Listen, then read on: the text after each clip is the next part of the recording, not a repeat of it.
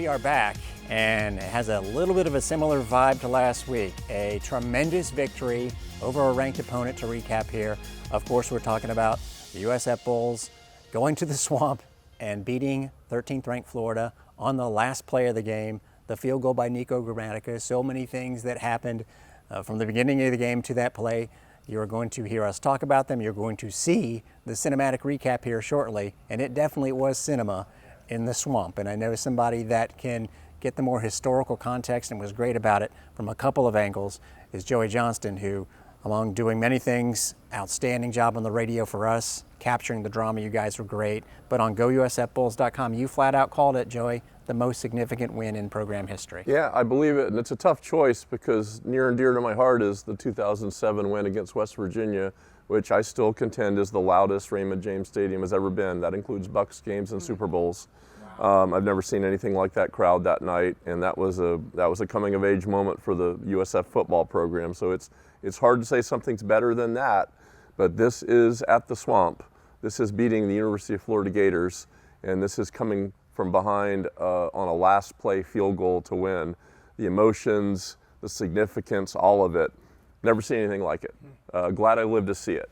And you got to hear it, and you got to hear how loud it gets there, and the Bulls were still able to prevail in that situation. And then Caylee, you've been to some loud stadiums before, but take us from the sideline from your point of view, and then afterwards it must have been crazy. After the game, the Gators fans got very quiet. It flipped the switch, and the Bulls fans just exploded, and oh my gosh, electric, just electric night. Like all the smiles, the jumping, the hugging, the screaming, like it is something I will never forget for the rest of my life. I was so happy I got to be there down in it, and talking to Mac after the game too, like he was like, I'm gonna get emotional about it because he's like, I've been here for 5 years, and I've been here for, I mean, he said 2020, I said, I've been here since 2021. We've both, I've seen what he's been through, and to have a guy like that, and a lot of guys like that, have this payoff for them, and to watch especially him in this defensive unit do what they did. I mean, in 8 quarters of football so far, 2 touchdowns have been led up. Like, that is so impressive. And I was talking to him about like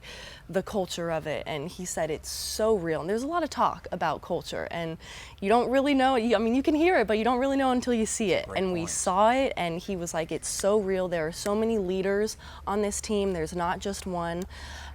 Led by the 34 seniors, he said, for sure. So that was a special moment for all of them, I bet. But the identity of this defense is so fun to watch, how physical and how violent they are. And my gosh, was just so happy for him and the whole team, really. I was over the moon. We still are a little bit. There's a big game to look forward to. Mac, by the way, career high 10 tackles.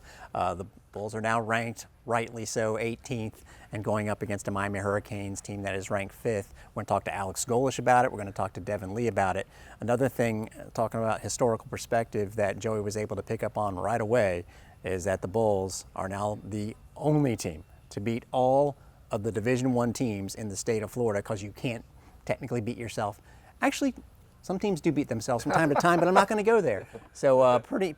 How quick did it take you to come up with that factoid? Because it seems like it was out there pretty quickly. Yeah, just something that occurred to me, and but it's very unique with all the Division I programs, FBS programs in Florida, and you know, this record may last forever, because I don't know if the Florida Gators are going to play at Florida Atlantic. Let's say, I don't know if that's going to happen. So USF has a unique perspective on this. And the other thing I think that's really fascinating is, you know, back in the heyday of the big 3, Florida, Florida State, and Miami, I mean, nobody went into those places and won, like, ever.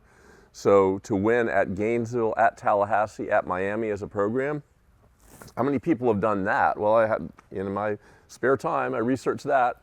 USF's the 9th team ever to do that in the history of college football. So that's a pretty rare feat as well, to go into those places where it's really difficult to win. So a couple of really neat perspectives for this program. Yeah, neat is an understatement, but thank you for all of that. And you are going to see all of the big plays, and then we'll talk to the head coach, and again, Devin Lee, about it when Bullseye gets going right now.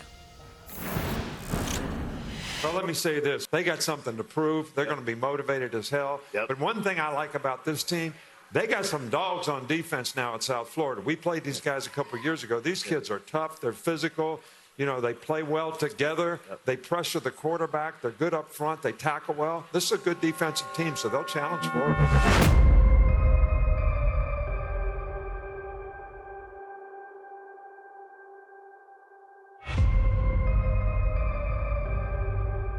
Let's start with this Florida Gator football team. Let's face it, this is the best team that Billy Napier has put on the field since he's been here in Gainesville. They are deep, they're talented. Starts at their quarterback with DJ Lagway. Certainly a big test against South Florida. This is a Bull team, third year under Golesh, that looked so good the other night against Boise State. They're in the discussion as a group of 5 potential candidate to get into the playoff. It means a lot to South Florida. You're looking at the Florida Gators. We understand. We just looked at their schedule, what's ahead for them. They can't look beyond USF. I think that got the Gators' attention. They got the coaching staff attention. Quarterback, though, Byron Brown is the guy that can certainly lead them to where they want to go. He will be a handful today for the Florida Gators. Third meeting between these two teams on a hot, muggy afternoon from the swamp. Steve Spurrier, Florida Field, then Hill Griffin Stadium. Should be a lot of fun today.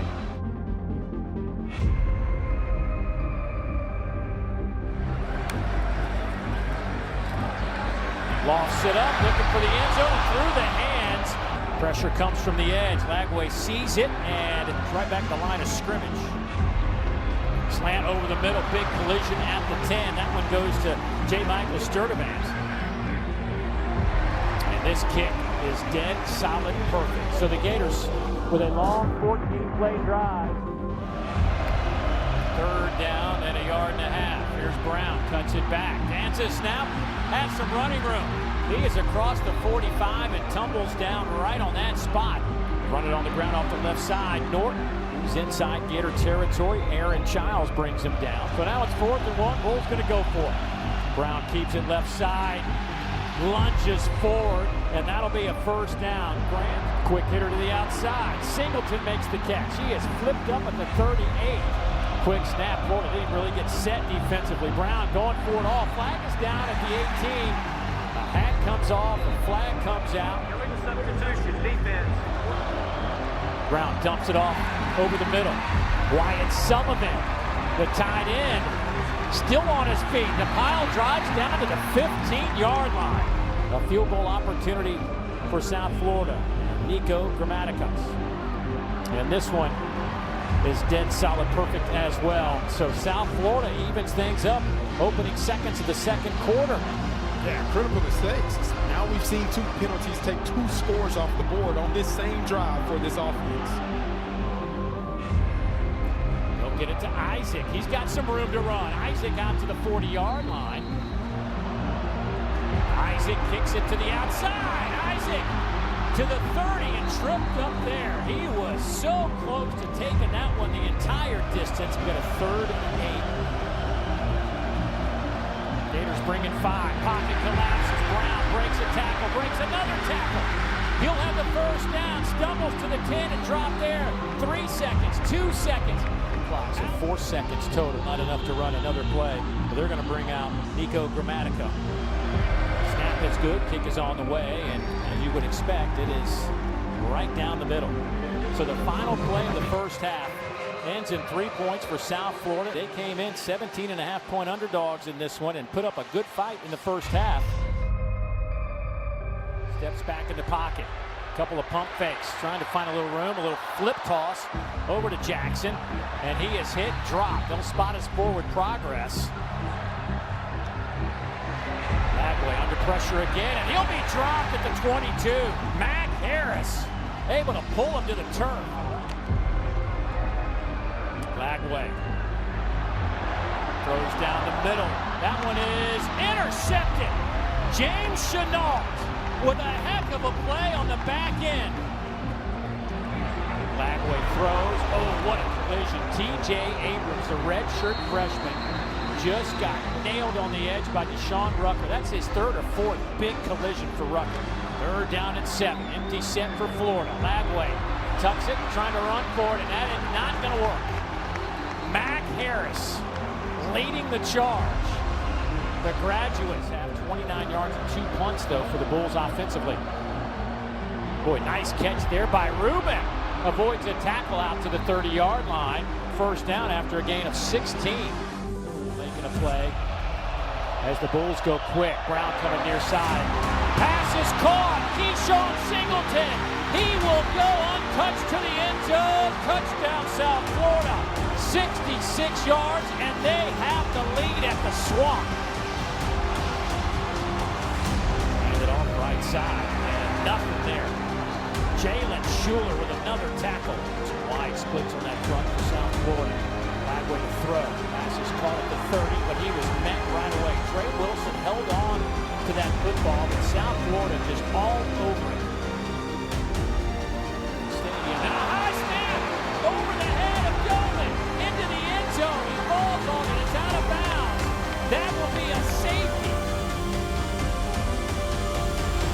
Momentum has shifted here in the Swamp. Brown stands at the 35-yard line. This one is returnable, takes him back to the 25. Brown has some room. Burnell Brown to midfield. Out of bounds at the 35, and there's your information. They'll give it to him right side. Ball to the 15 and falls forward. Row in the end zone and incomplete. Hansen was there, but that ball just hung up in the air to third and goal. Take it again to ball. Quick slam. Touchdown, Florida. Trey Wilson with the touchdown. 16-15, our new tally here in the Swamp. A very significant 3rd down and 8 coming up. Straight drop. Far sideline, right through the hands of the intended target, Burnell Brown III. South Florida has one timeout remaining. Down 1. The 2 are backed up. We've got 89 yards to go for the touchdown. They'll take the 3 for sure. So, little dump off. Isaac breaking tackles down the far sideline. Hit out of bounds inside the 35 by Castell. Quick slant pass is caught there by Porter. He's to the 20-yard line. Brown takes it himself. He takes it inside the 10 and just powers his way down to 8. That is a first down. Brown again takes it himself. Falls forward down to the 3-yard line. He will get it down to the 2-yard line. The clock is ticking. Alex Golesh going to wait, and he will burn the timeout with 3 seconds remaining. So this is basically an extra point for Nico Grammatica of the Kicking Grammaticus. 20-yard field goal attempt from the middle of the field. Grammatica for the win, and there it is. 18-16 the final score, and the Bulls explode off the bench. We thought the Bulls had a statement win last Thursday night in their opener. This is their statement. This ain't the same old South Florida, my brother.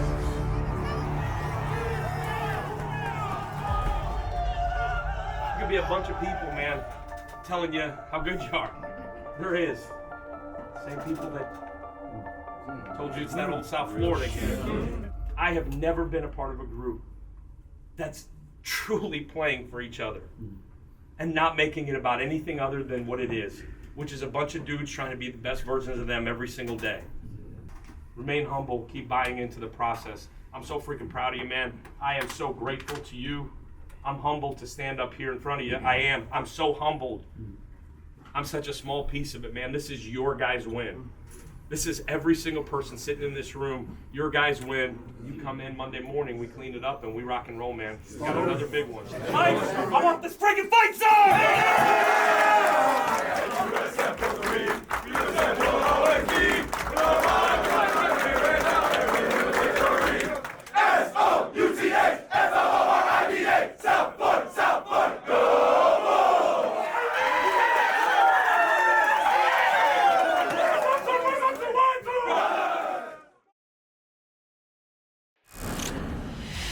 So yeah, the cinematic recap is a little bit longer. It was a mini film because, well, Alex Golesh and the Bulls did it.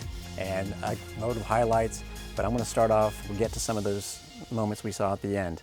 But at the very end, when you're saying to the team what you said, and the first thing is get back to work on Monday. We'll focus on some moments that happened in the game, but I'm sure everyone's thinking, you know, are they going to be able to turn their attention? Is the fight going to be the same it's usually been at practice? What was it like the start of the week? Yeah, I think when you work so hard to build a process-driven program, a process-driven culture, without being focused on the end result and truly just worrying about us and our daily habits and our day-to-day, I think it's easier to revert to that. I think I'd be naive to not say, man, like, that was a big moment. That was a really cool deal for our program, for our university. But ultimately, and it's easy to reset when you know you've got another great opponent. Sure. I would tell you our guys, really starting on Sunday, as we put the last one to bed, have been as focused as I've seen them, as energized as I've seen them. The leadership is continuing to lead. Some young guys are emerging, and they've got great examples to look up to. And so I would tell you it's been really, really good. It's great to hear. So, I don't know that there's ever been a perfect game of football, so coaches are always looking for the things to clean up, and we got to do this better. But when you look at that game, what did you do really well that made you happy? What were you most pleased with what happened in Gainesville? Yeah, I think really three things. One, the poise and the focus for the entirety of it. We talked so much and we preached so much that we wouldn't flinch no matter what. And we were going to get to the fourth quarter, and that was going to be our identity on display in front of the whole country. And through the entirety of it, through the really good, through the really bad, you didn't see anybody flinch. I commended our guys on the sideline and the energy and the focus, the offense coming off the field, the defense coming on, the interactions between those two groups, the interactions at halftime, the interactions going into the fourth quarter. I thought were elite. There was never a moment of panic, of anybody flinching. So I think that was one. I think number two was the ability to play complementary football, the ability to punt the ball, set up long fields, get the balls back, and really grinding away at the small margins that it was going to take, the third down on both sides of the ball, the ability to create a turnover at a critical time, the 2-minute drives at the end of the first half, at the end of the second half, the 4-minute drive defensively to get the ball back. Just so many situations that you work and you harp and you teach and you work and you harp that came up. So just from a situational awareness standpoint of the complementary football, I was really, really impressed with. And the last part is I was fascinated by the leadership on our team, because our best leaders played their best ball and also played the hardest. And I think ultimately as a team, we played harder for longer. And that's something that you preach and you train and you preach and you train. But to be able to see it really 2 weeks in a row, to be the more physical team and to play harder for longer, and I could proudly say that that's what happened. Those three things I would tell you were the difference. You covered so much, especially the 2 minutes. Not just everyone saw what happened at the end of the game, but at the end of the first half. We do the MVP on the post-game radio, obviously, and it was almost impossible. We ended up naming everybody on the team, basically, because that's kind of the effort it took. But I will say, and you would not be shocked, as many people might be, to hear the name Chase Leon comes up, because even a guy like that, it was top to bottom, but his contributions, changing the field at times, not being fumble fingers at the end like all of us normal human beings would have been, but speak about the effort from top to bottom. Yeah, I would tell you that's a great one to pick, because probably nobody else will. But I think our 47 yards a punt, being able to flip it, he would tell you he wants the one back off of the penalty that we had to repunt. That one landed kind of closer to the hash, and you knew they had a dynamic returner, and we were a little bit blown out after just covering another punt. But he would tell you he wants that one back. But I thought a phenomenal job flipping the field over and over again. And like you said, he's been solid as a rock. We're going to knock on something here. Solid as a rock holding the football. On that last one, the snap was a little bit high, got it down, and the timing of it was phenomenal. But I wouldn't disagree with you in him being a huge part of it. So you've spoken about this before, but there's a ton of people at your press conference today. There's a lot of people who want to know all about the Bulls. People want to tell this story, and I know that's what you want, is other people telling the story as opposed to on social media, every kid telling his own story. Your message is let them tell the story, be quiet, let your play do the talking. Speak about why that's so important for this team at this time. Yeah, we talked about it going into the Boise game, that we've got a really special group of young guys that there's 8 of them, I think, in our 2 deep that were guys that chose to stay here and chose to be a huge reason why the culture, the image of this program is going to continue to evolve and change in a positive way. And you take those 8 and then the other 110, and there's a ton of really, really cool stories. I think anytime you assemble a group of young men and you do something really powerful and something different or something that hadn't been done in a while, it's your opportunity to tell the world your story. And there's some really cool ones. There's a lot of really cool ones. And I've always thought that when it's you telling your own story, whether it's viewed as self-promotion or in this day and age, it's called building your brand, Joey. I know. I've heard that. But I don't know how to do it, but I've heard it. But I think you need a brand manager, my friend. Oh yeah. But in this day and age, it's really hard to do. But I've explained to our guys that it's so much more powerful when somebody else tells it. Even though it may not be exactly the way you think it should be, but the entire world will get a chance to see who we are and what we're about if you do what you're supposed to in terms of how you prepare and your process and the confidence you play with, and ultimately the ability to do something that hadn't been done in a while. And said it going into the first week, said it going into the second week, and then I re-emphasized it after that one, knowing what was coming and knowing that our focus can't shift one bit from our next opponent, because if it does, that'll take away from the elite process that has gotten us to this point. And so just like after a loss, in this case after a win, revert right back to your process. And I know nowhere in that process did it involve an hour on social media, an hour talking to people you don't normally talk to. I know for me it hasn't. I've had to carve out time, probably because I'm contractually obligated to be able to continue to push our program forward and to be able to help tell our story in the sense that it helps in recruiting, it helps in our brand, it helps in fundraising, it helps in every imaginable way. But I've had to carve out time without the sacrifice of what my normal process is, because I've had a hard time being able to change that in any way. But got a lot of eyeballs on us, got a lot of people telling our story. It's certainly helping with recruiting, it's certainly helping with the image of the university, and I've never shied away from understanding that football is the front doorstep of any university, and when it's done the right way and it's invested in the right way, it could be a huge momentum boost for any place. And not that South Florida needs a huge momentum boost, we're doing some incredible things as a university already, but it certainly doesn't help or doesn't hurt. Yep. All of these things, all these opportunities aren't happening right now without the defense. One of Joey's almost poetic hits on our radio side was after they had scored to take in the lead. The Tom Petty effect was in effect, and he said, you know, the Bulls have been hanging with teams like this, and then it just doesn't go right at the end of the game. So it's going right.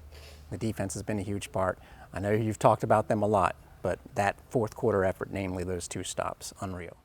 Yeah, well, that mentality that Joey has, and it probably comes from his neighbor, is a loser's mentality. And all joking aside, that's the biggest culture shift when you take over a program that hasn't had success, that instead of these, oh, here we go again moments, there's a no, put it on me, man. Like, we're going to go get this done moment. And the only way you have real confidence like that is if your process has been right, your prep has been right. There's an elite culture of trust amongst the guys that you're playing next to.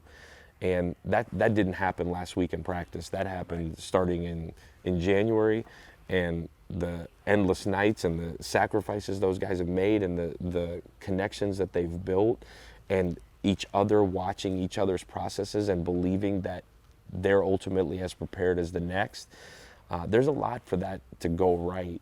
A lot of credit to the defensive staff there for establishing a culture of winning, playing incredibly hard, understanding situational football, ultimately winning in the margins, and really beyond that, playing harder for longer.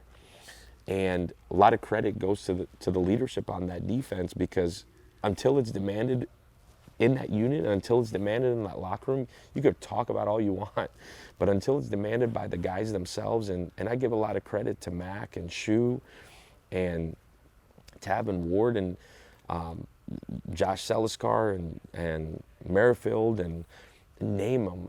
DJ Harris has done an incredible job, Rico Watson, and then they've taken these Devin Lee and brought him in, and Chenault and brought him in, and Ruck has done a great job. There's so many guys that they're just feeding off of each other right now, and like you said, I guess the Tom Petty effect, but to me it was the effect of a crappy punt and a crappy punt coverage, and then a dumb penalty that put the ball on the 20, which is going to be a hard way to live. But the last two drives, the ability to force a punt and then force a 3 and out at the most critical time with over 2 minutes left, the ability to leave us from a time management standpoint with 2 plays, a 2-minute warning, and then a whole another 2 minutes with a timeout, worked out exactly how you wanted to. But a ton of credit to certainly our staff, and T.O. and that staff have done a really, really good job of just hammering away at the culture. But ultimately the guys buying into it and delivering on it on each other. And just to back Joey up, that was the setup part. He did finish by saying this team feels different now. They get to prove it. Well, and I'll tell you another thing I thought about, and I believe I said this on the air. I'm standing on the field, and you get the ball at your 11 with the chance to go and score to win the game. The crowd is going crazy, and I can only think of NFL analogies. I thought, this is how Joe Montana started. Yep. This is how Tom Brady started. This is how John Elway started. They took their team to a score in this moment, in this crowd. This team is ready to do this, and it did it. So in your mind, you're not a big turn their corner guy or anything, but that was pretty significant in that setting to do that. So what does that represent to you, that you did that? Yeah, I didn't do any of that. Well, your team. Yeah, I would tell you that, go back to the leadership. That was Cole Best and Zane Herring and Tommy Schrader and name them. I'm going to miss somebody, so I'm going to stop. But that was Byron Brown and a bunch of young guys in there too at the same time. Josh Porter was in there. Alvon Isaac was in there. Yeah. Christian Neptune. Like, it's these older guys that have been through the crap, that drew a line in the sand and said, this is what we do now. Like, we're going to play harder for longer than these guys, and you got to execute. There's a level of execution. You can't just play really hard without a level of execution, but that's the poise I talked about. There was never a flinch. There was never a moment of, oh my gosh, it's a 2-minute drill for the win. Part of that is the way they've trained. Part of that is the winter and the spring and the summer of these guys being on the same page together. Byram's thrown that screen pass a million times, has thrown the out route, has thrown the go ball, has thrown the dig over and over and over. But part of that is these guys' processes being right and believing in each other and trusting that they were going to be on the same page. And then part of it is wanting it more than the other guy. Because in those moments, in the fourth quarter, that's truly what it's about. And I will give the offense a ton of credit. Byram, the O-line, really everybody, for handling the atmosphere the way they did. Now, we practiced incredibly hard at it. You saw the speakers and all of that. But they handled it at an elite level. And I've been doing this for 20-some years. that was as masterful of a job by a group of guys handling it because the crowd noise was real. Yeah, and I've I've been to a lot of games at the Swamp, a lot of SEC games, and I've seen a lot of teams get rattled and make pre-snap penalties, and none of that. That is, just hearing you say that and thinking about it, that needs to be emphasized and talked about, how you played 60 minutes like that. We'll let somebody else tell the story. I will. So now all you got to do is do it again in another environment against another. For people that are just jumping in, believe it or not, this will be the third time in a row the Bulls are playing an opponent that wears orange. Do you think about that? I never thought about that. No, I didn't either. Also that it's a highly ranked, the Miami Hurricanes. So I'm sure you started to turn on that tape pretty quickly. What do you think? Yeah, I think we got a chance to see these guys firsthand a year ago, so there's obviously some perspective there. I think the story of that football team and what they've done a really phenomenal job of is they've built it from the inside out. The offensive line, the defensive line are high end, elite players all across the board. They play hard, they play the right way. They're older, so I feel like a broken record on that part of it. But I'm telling you, there's some guys that are going to be playing for a long time on Sundays. There's a lot of guys on both sides of the line of scrimmage that are going to be playing for a long time on Sundays. The ability to equalize that, both schematically and just purely effort and matchup, is going to be huge for us on both sides of the ball. But they look like a team that's been battle tested because they have been. They played a phenomenal Notre Dame team early in the year, so you get a chance to see what it looks like. They got a veteran quarterback that's a winner. It's the second place. He's won a ton of games. Veteran, you could tell he's kind of been through it. I don't know him personally, but seems like a really, really smart player that can get the ball to their playmakers, and they got a ton of playmakers. There's real team speed on both sides of the ball. So for us, it's going to be a big challenge, both on both sides of the line of scrimmage, but matchup-wise on the outside. I think it'll be a fun challenge.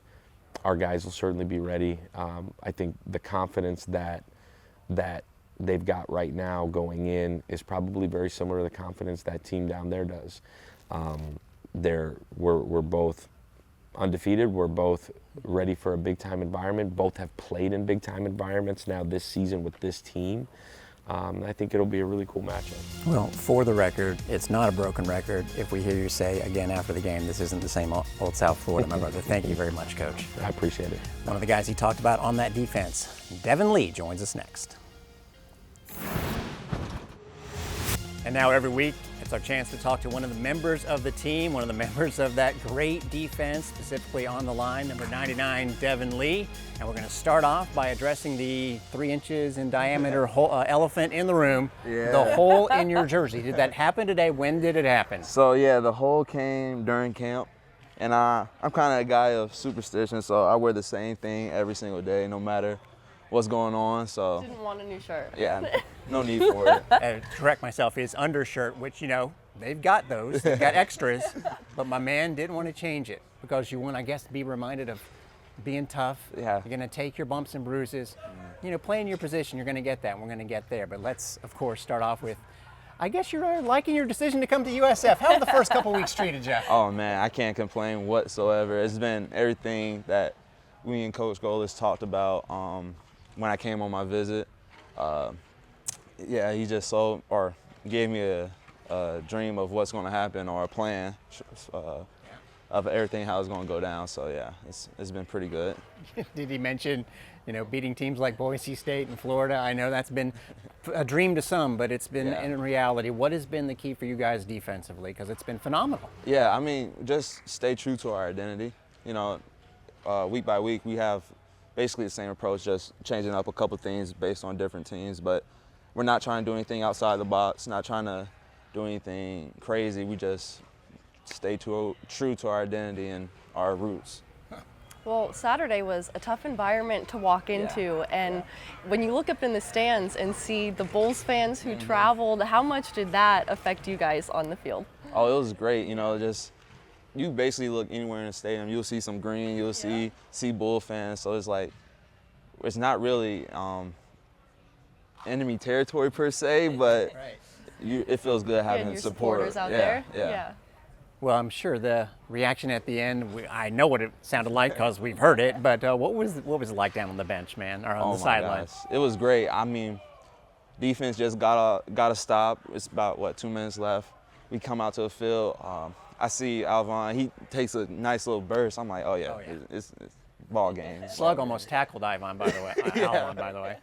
So I saw that. I'm like, I'm all right. No, I'm getting the guys together. Like, come on, we're off the bench. We're on the sideline. Let's cheer the fellas on. It was a good feeling. So, got to ask, a part of that whole situation is when Alvon had that run and then what happened after. Everyone's probably looking over towards Nico. Do you know to leave the kicker alone? Oh, never talk to the kicker. Never touch the kicker. Don't even get close to him. Like, that's a football sin. Well, you talked about making the stop, obviously. I want to go back to the end of the first half. It was 6-3 Florida, and they've got a great running back duo, especially Ball, and he's getting his yards. And then you knew they were going to hand the ball off to him a couple times in a row. You were big on the third and short tackle. How important was it to focus in on him, and how did you guys turn it around? Because you were stuffing them pretty well. So our first key to winning this game was to stop the run. So that was our focus this week. We got to stop the run, stop the running backs. We knew there were going to be some bigger, stronger runners, but that's what we planned for. And at first, when they came out in 12P, we gave up a little bit, but came back that second half. We buckled it down, just completely shut the 12P down. 12 personnel. Got those two guys in the backfield and ready to run you over, but the Bulls are ready as well. I know Coach talks about identity a lot, and I talked to Mac after the game, and he said this defense is just straining and so violent at the point of attack. How would you describe how you guys operate? Oh yeah, if you're not at the ball, you're wrong. Like today, even after practice, as a D-line, we count loafs. So if you get a loaf at practice, the whole D-line, we're going to run after practice, and we're just training that we got to be at the ball no matter what, and ultimately being at the ball is what causes those fumbles and turnovers. So yeah. Who's keeping an eye on the loafs? Do you guys self-police the loafs? Yeah. Really? Yeah. So Merrifield, he's kind of the I say the person in charge of it, but everybody's on the sideline watching the D-line, just making sure we're not loafing. So. Hey, you mentioned KP. He loves the phrases. If you're juiceless, you're useless. What's it been like? And I talked about Slug's reaction to the Isaac run when KP was right up in his face. Kind of speak to his energy and everything he brings. KP's a high energy guy, you know. Even like mornings, it's 6 in the morning. He comes in there juiced up, ready to go. Gets us all ready and juiced up as well, but he's very high energy. Nice. What's he like on the sideline with you guys? Because I call him my football dad. He's such a girl dad, but I know around you guys, he flips a switch, so how intense is he? He gets intense for sure. Florida, he was pretty intense, but at the same time, he gives you the love as well, so it's very love and hard at the same time. Hey, Kevin Patrick, of course, on the D-line, and another guy known by his initials around here, T.O., has been instrumental as a defensive coordinator. I had a chance to interview him, well, I do every week for the radio pregame, and last week he specifically mentioned you, how you're not going to have the stats. You look at the Boise game, he's not even on the stats, because you know why? You're clogging up offensive linemen. How much of an adjustment is that, or has that always kind of been your mindset? So, when I first started out, my first freshman, sophomore year, wasn't at that whatsoever. These past 3 years, I've really been working on that and trying to make that one of my strengths, because at the beginning of my career, that was like my top weakness, just staying in those double teams and holding the gap down. So, yeah, it's kind of becoming my identity now. Well, that's okay. I'm curious, though, when you do your job, which you just explained, what kind of reaction do you get? Because normally, you see reactions to picks like Bobo had and to big plays, quote unquote. But some of the stuff that people don't always see, I'm sure you get some props for. Oh yeah, like the fans won't notice it, but like Mac and Shu, they'll come, like, oh, good stuff, D-Lee, good stuff. Like, we love that. Even Ruck and Bobo, they'll be like, we see you in there, so it's good. That's all that matters. That's great to hear as well. Talking about Mac and Shu, those were two guys who, after the game, ran up to me, gave me big hugs, so many smiles, like just looking around on the field, the celebrations, the screaming, the hugging, the smiles. What was it like in the locker room? I want to know, just the celebrations afterwards. It was electric. I mean, those guys, they've been here through everything, the thick and thin. Like, I feel like a special type of connection with them. At the same time, just seeing them really reap the benefits of it. So it was good. All right, so it wasn't a perfect weekend for Devin because he's from Atlanta, technically McDonough, and we all know what happened in the Falcons-Bucks game. Are you still okay? You're still trying to, get over that one? Yeah, I told Nico he needs to go work out with Koo for a couple times. Oh, man. Oh, man. Kicker death. Poor guy. Yeah. What was your upbringing like? Because I'm sure you were all Atlanta all the time. Yeah. My dad, he's a huge sports fan. He played basketball coming up, so he's into everything Atlanta. And growing up, I was too. Like, even going to Atlanta Thrashers games, like, people don't know about that anymore. That's a good call back there. Yeah, we're all in on that. Nice. So you've been Atlanta, Nashville, and Tampa your whole life. What are your thoughts on Tampa? Are you enjoying it? Tampa's a very cool place. It's kind of more of a toned down but laid back type of feel, which I enjoy. So yeah. Nice. Good. Yeah. So the Nashville experience, obviously, especially last year with Vanderbilt, you beat plenty of SEC teams. So I got to ask you, it became commonplace to you. Yeah. I still take it that last Saturday night was special. Yeah, never beat Florida in the swamp, so that's special. No, but yeah, just being a good SEC team always feels good, no matter where you're at or what situation you're in. All right, as we wrap it up with Devin Lee, we got to ask you, practice today. Some people might be concerned, all right, is this team full of itself? Is this team feeling high and mighty, or is it going to be humble and move forward because you know what's coming up? So what is it? Like I said earlier, like every week is the same for us. No matter what happens, we're going to keep our same level of intent, same level of energy, and same level of focus. So it's smooth sailing. I love it, man. Keep on sailing the way you are. No loafing. We can see that. No loafs. Thank you, Devin. We appreciate it. That's Devin Lee, number 99. We will wrap up Bullseye in a minute. Tampa Bay, one of the fastest growing regions in America, nearly 4 million strong. And at the heart of it all, the University of South Florida, just 70 years young and charging ahead. Home to the top medical school in the state, a preeminent university, and a proud member of the prestigious AAU. USF's meteoric rise in academics is matched only by its surge in athletics. USF football, in less than 30 years, is crashing the gates of college football's elite. Ranking as high as number 2 in the polls, but they've never had a true home. Until now, a cathedral built for college football, seating over 35,000. The campus will come to life as tents and RVs fill fan zones that stretch across every inch of green space. Over at the Champions Walk, thousands of passionate students and fans trek across campus, entering and filling the stadium with thunderous energy. Tens of thousands of alumni and fans join in on the game day celebrations, some relaxing in luxury suites, others in exclusive club areas. Many more are gathered in one of college football's boldest features, a rooftop lounge boasting the longest bar in the state of Florida. Below, more fans join the students in the stands, reveling in that electric game day atmosphere. This is more than just a stadium.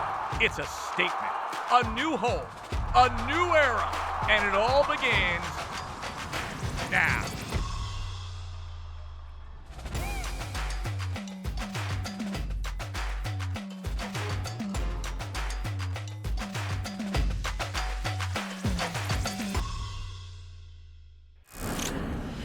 Well, that was a longer show than normal. It was like our radio show the other day.